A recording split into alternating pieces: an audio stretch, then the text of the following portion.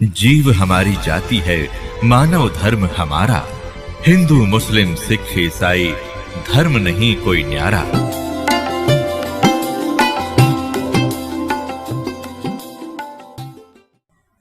अब जैसे प्रसंग चल रहा है,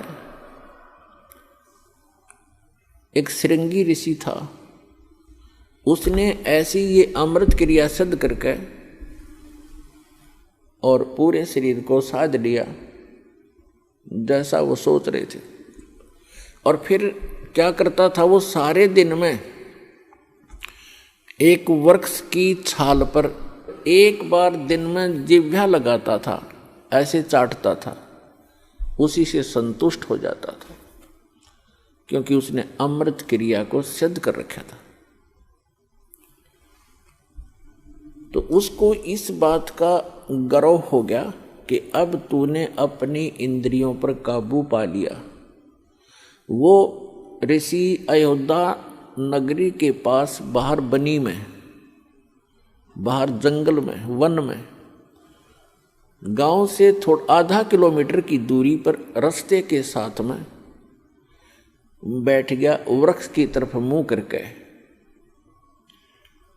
और सारा दिन में एक बार वृक्ष के छाल को जिह्वा से चाटे और बस ध्यान मगन रहे। कुछ ही दिनों में आने जाने वालों ने देखा कि एक महापुरुष बैठे हैं, ना खाते हैं, ना पीते हैं, ना सोते हैं और ना उठते हैं। आसपास पूरी नगरी अयोध्या के लिए एक बहुत बड़े जो है अचंभे की बात थी। नगर के लोग देखने जाने लगे, सारा दिन बैठे रहते थे, सारी रात बैठे रहते थे। जब उनको पक्का यकीन हो गया कि सचमुच महापुरुष के ये तो भगवान से मिल चुका है, सारे नगर में तहलका मच गया। राजा दशरथ तक बात गई। राजा भी स्वयं वहां पर गए अपने परिवार समेत संत के दर्शनार्थ, लेकिन संत मस्त हैं, ना किसी से बोलते हैं और न ही दिन रात में कहीं उठते और बैठते हैं, ना जाते हैं, ना कुछ पीते हैं, ना खाते हैं। उनके साथ उनकी बेटी भी गई, राजा दशरथ की। श्री रामचंद्र जी और अन्य का जन्म तो बहुत बाद में हुआ है, उसमें उनकी एक पुत्री थी। अब राजा की लड़की प्रतिदिन अपनी नौकरानियों के साथ वहाँ जाने लगी। उसने किसी वैद्य को बुलाकर पूछा, किसी व्यक्ति से, कि ये ऋषि बात करे तब बात बने, कोई आशीर्वाद प्राप्त करें हम।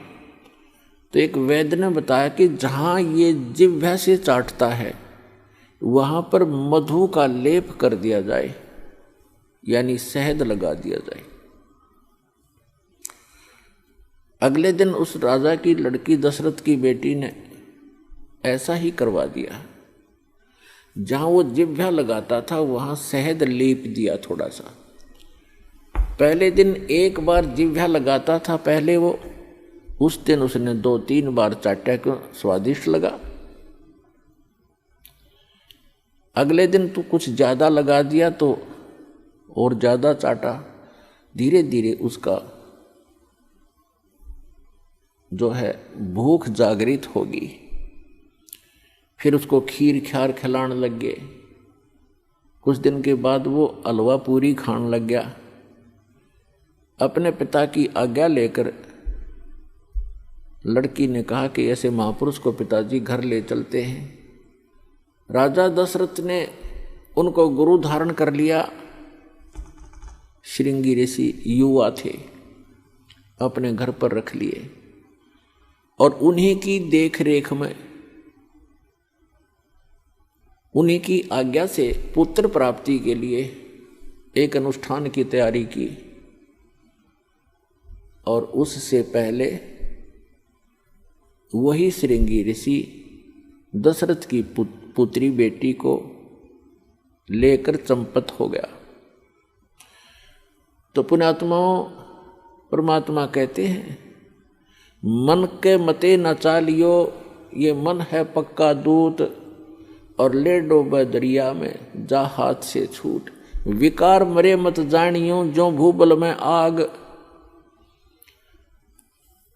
जैसे ये साधु संत ऋषि वेदों और गीता के अनुसार साधना करके इनको ये भ्रम हो गया था कि हमने विकारों का नाश कर लिया, तो परमात्मा कहते हैं विकार मरे मत जानियो। जैसे अग्नि का अंगारा राख में दबा रखा हो, ऊपर से राख भी ठंडी हो जाती है, ऐसा लगता है जैसे आग खत्म होगी, लेकिन कहते हैं वो राख हटाओगे ना जब उस अंगारे के ऊपर से, वह पहले से ज़्यादा धधकती दिखाई देगी आपको।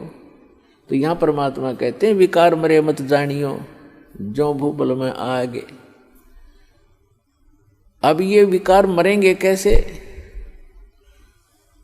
वो क्रिया वही हैं, लेकिन उनके अंदर जैसे श्वास, वो श्वास की क्रिया क्या चीज है?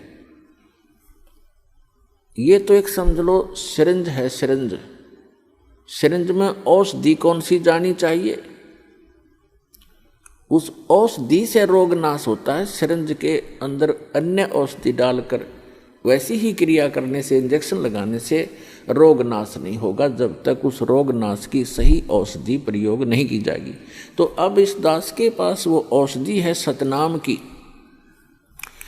श्वास उश्वास के सिमरण है, और ये सिमरण से ही आपका मन भी काबू होगा, आपके विकार भी नाश होंगे।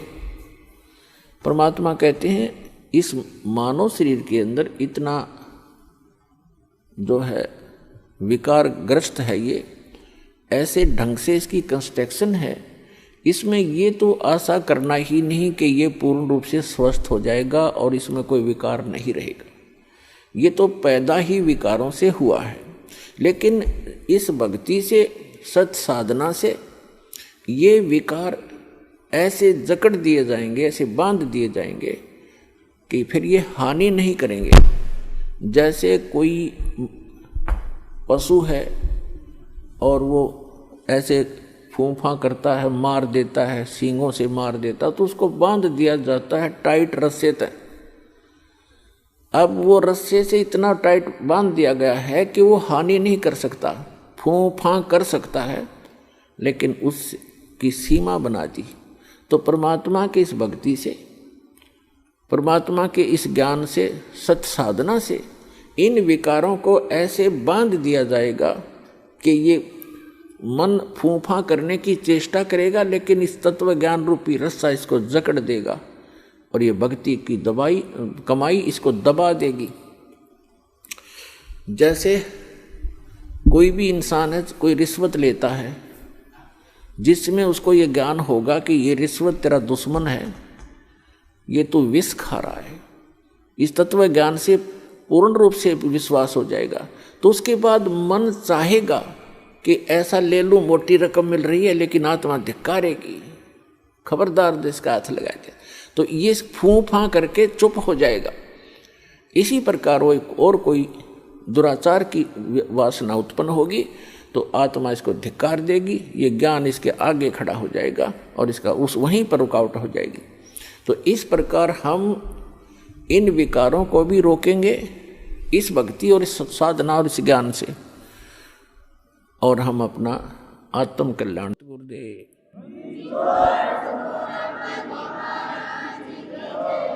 आप सुन रहे थे जगत गुरु तत्वदर्शी संत रामपाल जी महाराज जी के मंगल प्रवचन। अधिक जानकारी के लिए विजिट कीजिए हमारी वेबसाइट www.jagatgururampalji.org। संत रामपाल जी महाराज जी के शुभ आशीर्वाद से पूरे विश्व भर में 500 से भी ज्यादा नाम दीक्षा केंद्र हैं, जिन पर संत रामपाल जी महाराज जी द्वारा ऑनलाइन निशुल्क नाम दीक्षा दी जा रही है। अपने नजदीकी नाम दीक्षा केंद्र का पता करने के लिए संपर्क करें 8222880541।